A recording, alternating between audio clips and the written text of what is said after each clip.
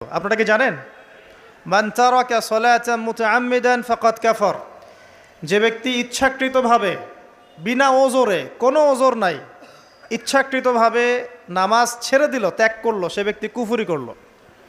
এখন আপনি বলেন কুফরি যে ব্যক্তি করে সে কি হয়? যদি আমরা ধরেও নেই যে সে মন থেকে নামাজ অস্বীকার করে না, অলসতা বশত পড়ে নাই, তারপরেও তো কাজটা ফাঁসেকি, তাই নয় কি?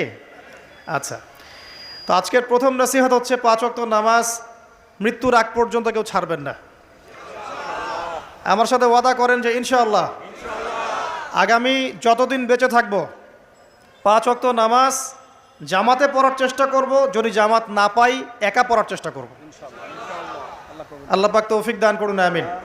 আজকে যদি এই কথাটাই শুধু বাসায় নিয়ে যেতে পারেন যে 5 ওয়াক্ত নামাজ আর জীবনে ছাড়বো না, আমাদের আজকের মাহফিল সফল।